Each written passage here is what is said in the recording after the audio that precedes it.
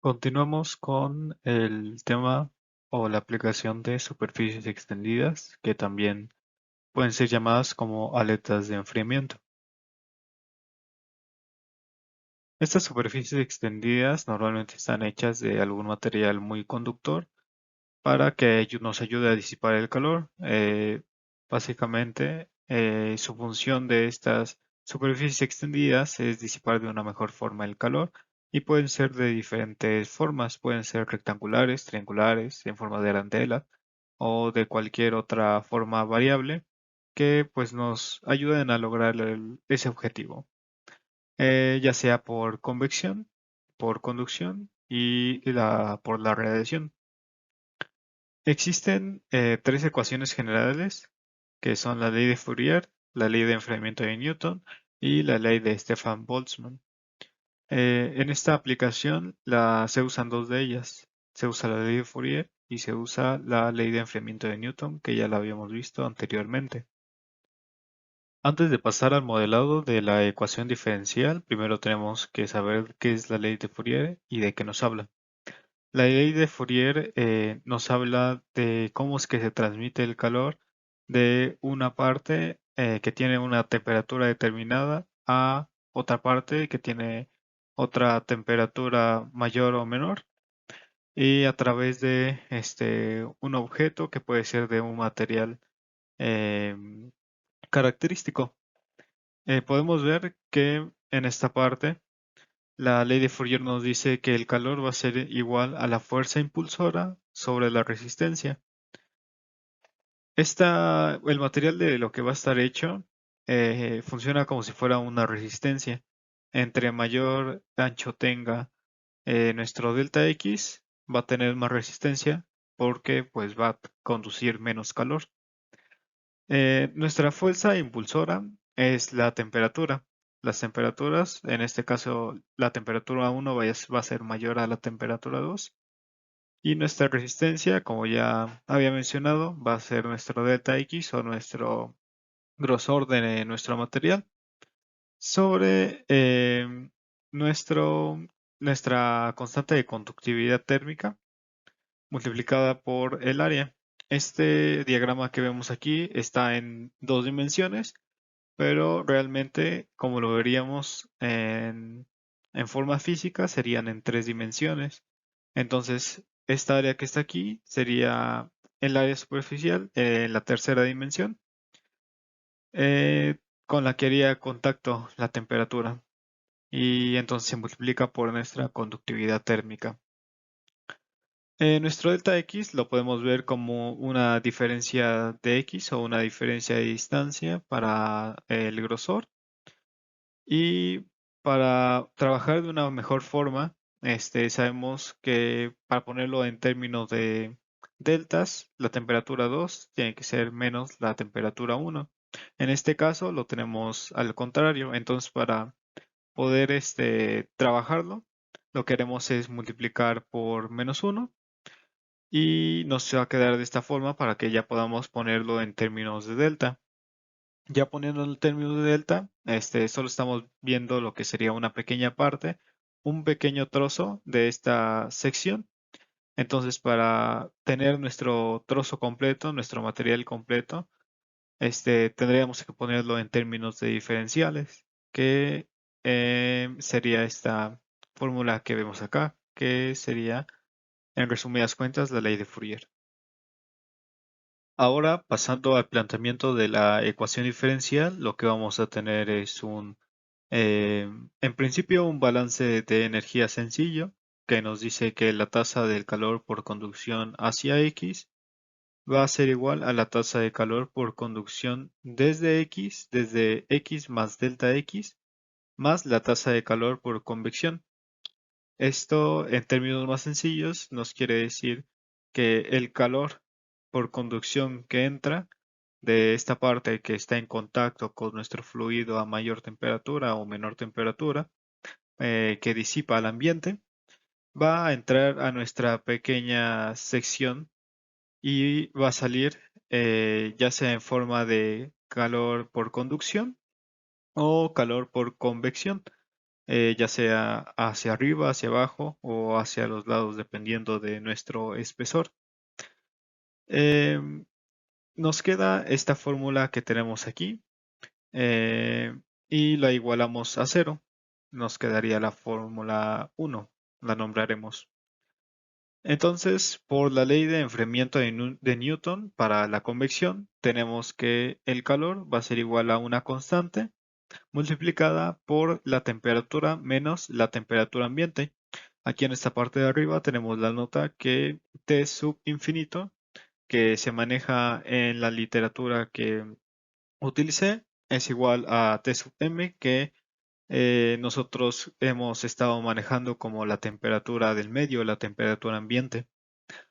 Entonces, por ley de enfriamiento de Newton, sabemos que tenemos una constante.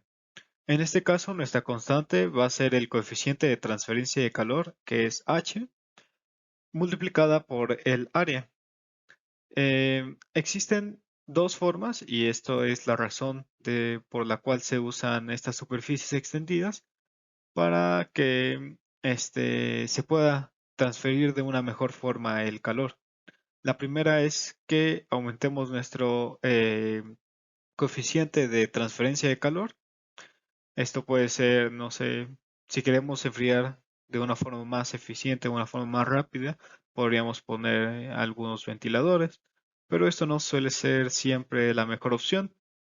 Entonces tomamos el otro caso. El otro caso sería el área, que es lo que estamos viendo aquí. Aumentar dicha área superficial para que tenga mayor contacto con el ambiente y así pueda disipar de una mejor forma el calor que se está transmitiendo hacia él.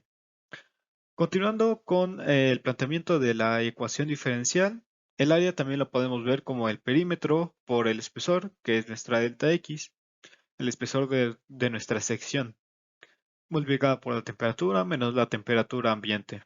Será nuestra ecuación 2.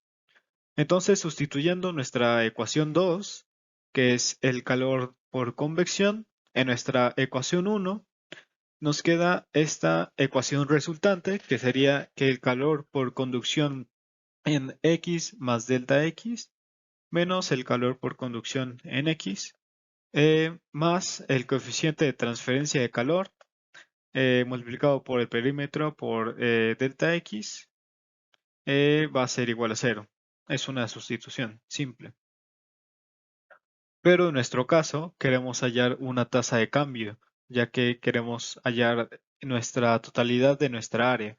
Entonces para eso lo que hacemos es dividir toda la ecuación sobre nuestro delta x.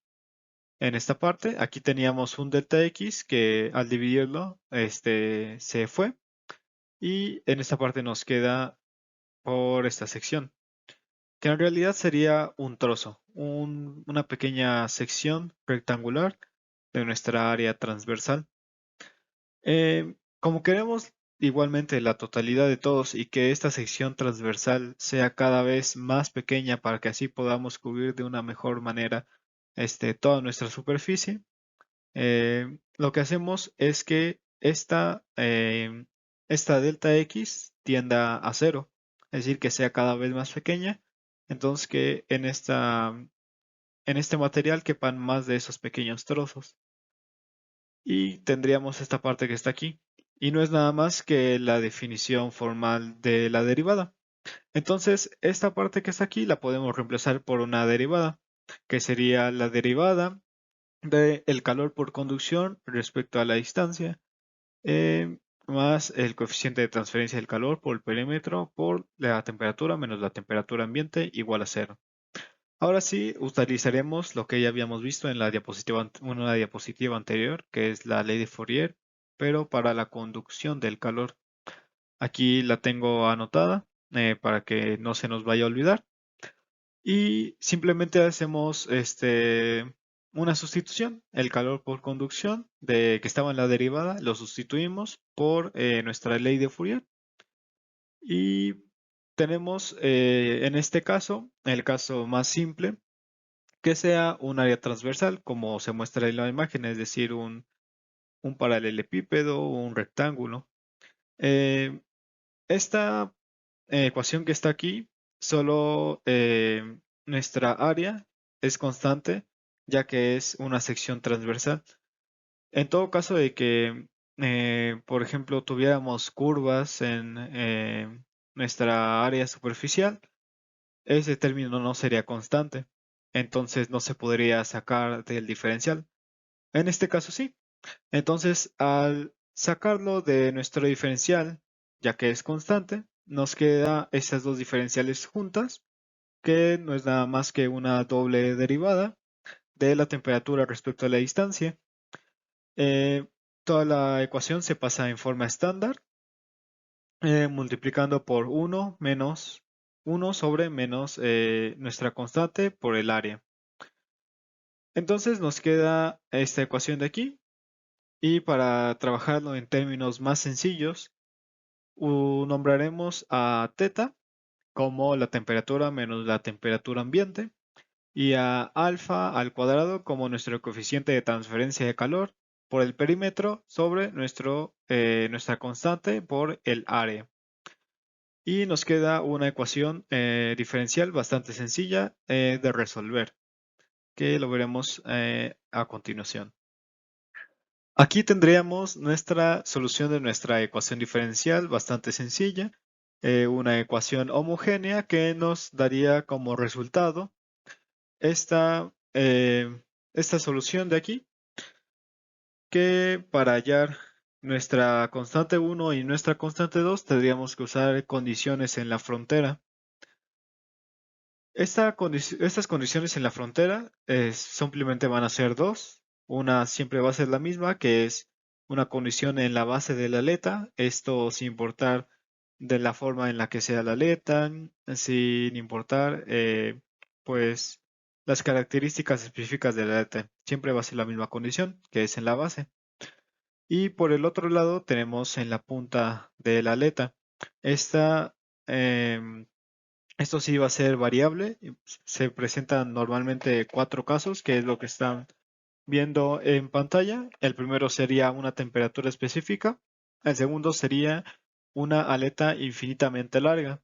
Esto se refiere más que nada a que nuestra aleta sea lo suficientemente larga para que la temperatura de nuestra punta, iguale a la temperatura ambiente.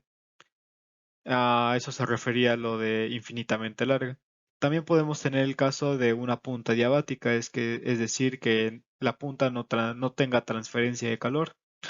O por último, podemos tener la condición de que la punta transmita calor por convección o tenga una combinación de convección y de radiación, es decir, que el calor que está en la punta va a ser liberado a los alrededores.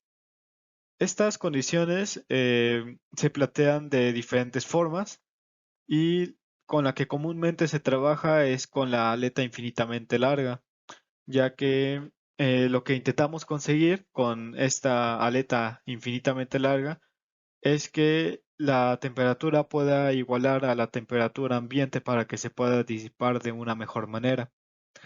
Esto normalmente se hace con nuestro θ, y aquí en vez de un 0 es nuestra x, es decir, la distancia, cuando tiende hacia infinito, por lo de la distancia que es infinitamente larga. Lo que vamos a hacer es hallar qué tan larga debe ser la distancia para que el calor, la temperatura en la punta, sea igual a la temperatura en nuestro ambiente.